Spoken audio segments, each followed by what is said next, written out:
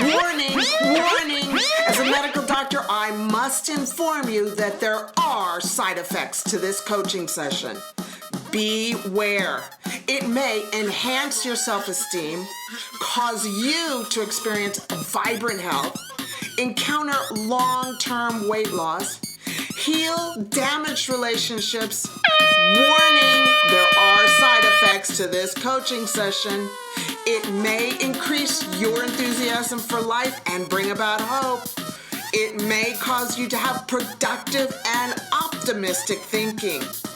It could even help you not allow messed up people to ruin the rest of your life and help you realize the masterpiece that you are and empower you to be the boss of your brain. Warning, these side effects may be long-term. This is Dr. Isabel from Doctoronamission.com.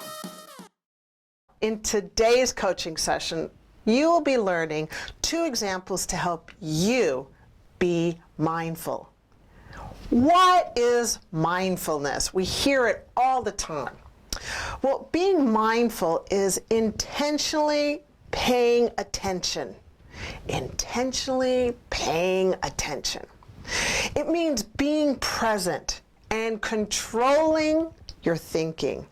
Because you know what? You are not the servant of your thoughts. Actually, you are the master, whack, of your thoughts. That was a whip. You are the master. I'm here to empower you. And you know what? Being mindful means being awake and present.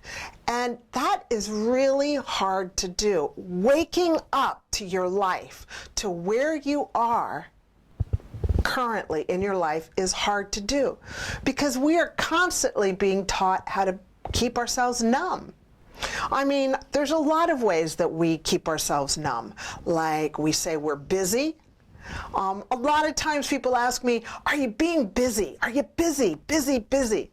And I go, no, I am not being busy. I am being productive and joyful at the same time. That's my response. So if you ask me if I'm busy, that's what you're going to get from me. Because I know being busy is one way to stay numb. Other ways that people stay numb is shopping, overeating, drugs, alcohol, even in the form of red wine and champagne. It doesn't matter how high shelf it is, top shelf it is, it's still a drug. Or gambling, just to name a few ways that we numb ourselves. There is this great book that I've read. Here, I'll just grab it right here. And it's called Sane New World, Taming Your Mind by Ruby Wax. I encourage you to get it because it's so good. Now, Ruby Wax, I love her. I so relate to her. She's a comedian and she has suffered from depression. And she's gotten her healing of depression through mindfulness. And she speaks about it on TED. So if you want to Google Ruby Wax, check out her TED speech. Now, there's a couple of studies that have been going on mindfulness that she talks about in her book. And for people who are experiencing stress and they express it in the form of a skin disorder like eczema or psoriasis, those that are taught mindfulness techniques actually clear up 4 times faster than those that don't practice mindfulness. That is really good news because we as medical professionals only know how to give you drugs to put on top of that skin disorder. And really, the mindfulness is working from the inside to clear it out so it doesn't express itself. Another study was on optimists and people who were anxious. And what they found through brain studies is that optimists have a lot of activity in the left frontal cortex of their brain, right here. Whereas anxious people have a lot of activity up here on the right side. And anxious people being people that ruminate or worry. Sound familiar? I know, I used to be a very anxious person. Now, what we found is that people who are anxious and they practice mindfulness actually start having the brain activity of an optimist. So what that shows is that mindfulness can teach you how to be happy, can teach you how to have a positive outlook on your life and become more like an optimist. And you know, the beauty of optimists is they're wonderful to be around. They actually speak life into you. Whereas somebody who's anxious, people run away from. But an optimist is like honey that attracts bees. They're a beautiful perfume. And also the mindfulness techniques are also showing us that it can heal sickness, like skin disorders.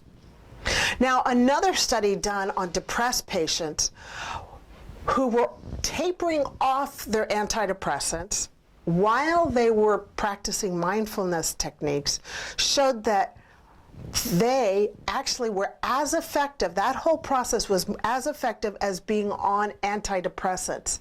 So what does that mean?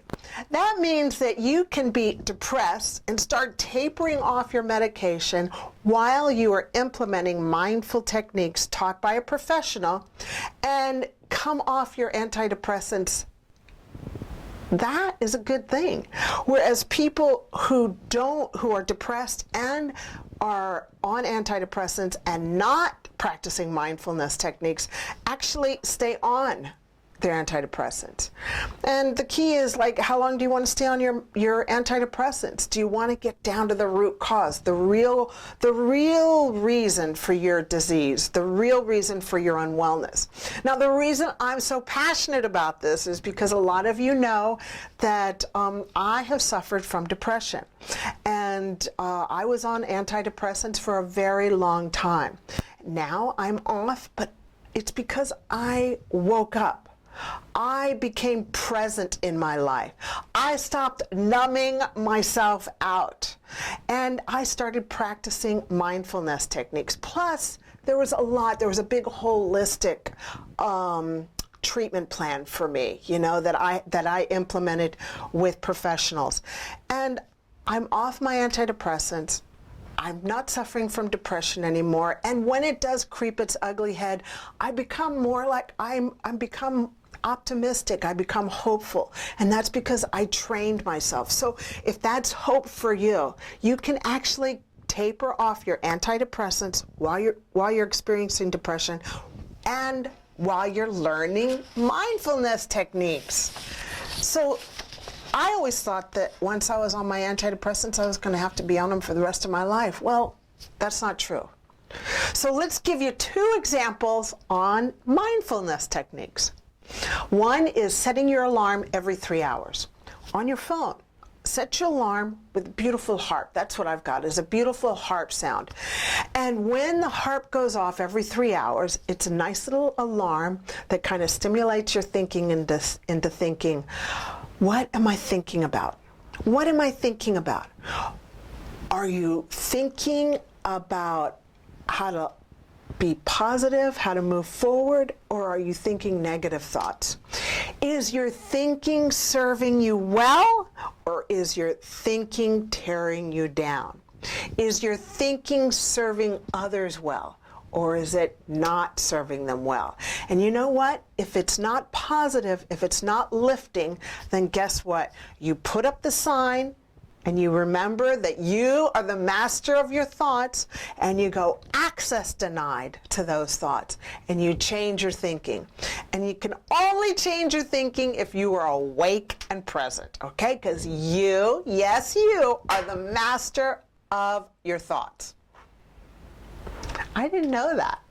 I thought I was a servant to my thoughts, so I'm trying to empower you on this. Now, the next one is stressful situations. Who doesn't have stressful situations?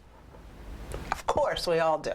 Let's just consider a minor stressful situation. Well, actually, it's major. Not having enough money for bills. Okay? So, instinctually, we have a reaction of, okay, I'm going to react and I'm going to have a cigarette. Or I'm going to have food, or I'm going to drink a glass of red wine, or I'm going to go shopping. And then you know what? You react like that and you feel terrible. You're like, oh, I know I could do better. Well, when the stressful situation occurs, like, oh my gosh, I don't have any money to pay these bills, practice mindfulness and say to yourself, oh, I remember you, dear old friend Stress. You've come to talk to me again. And you say, you know what? I'm no longer that person that reacts. I am a person who responds. And I am responding with clear thinking and non-self-sabotaging actions. So I am not going to listen to you. I'm going to sit down and figure out how to take care of this stressful situation. I'm going to call the bank and say, you know what? I'm going through a rough spot and I need a little bit of time. Or call up whatever other company you have to deal with. But face it, don't become numb. Because you know what? You're going to just feel terrible at the end when you just react. So let's respond instead of react. Okay? All right. So to recap, mindfulness is being present and controlling your thoughts. And mindfulness is a powerful prescription to help heal things from skin disorders to depression and so much more. Remember, let's go out there, let's make a positive difference, let's love unconditionally, and let's forgive quickly. I'll talk to you later. Bye-bye.